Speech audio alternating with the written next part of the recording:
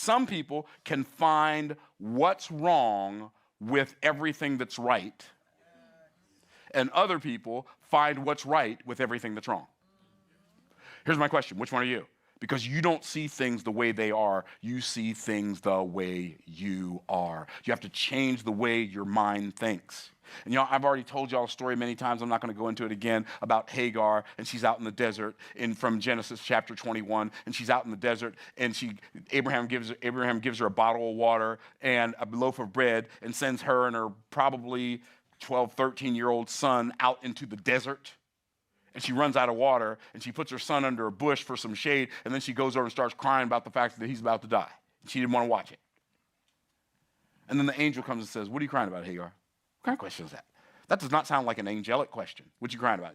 Hey, single mom in the middle of the desert with a child with no water, what you crying about? That does not sound angelic. Can I get a witness? Amen. But it was very angelic, because the question shows us that the problem was not the bottle that was empty or the child that was thirsty. The problem was that the mother was so focused on what was missing in the bottle, because it says, and God opened her eyes and she saw a well of water that was there, which means the well of water was already there. So here's my question for you. What if your well of water that you're thirsting for and have been thirsting for years is already there, but because you're so focused on obstacles, you can't see the opportunity? I like to say it like this. She couldn't see the well of water in front of her eyes because of the water that was welling up in her eyes. And are you so focused on what's missing in your life right now that you can't see what's there?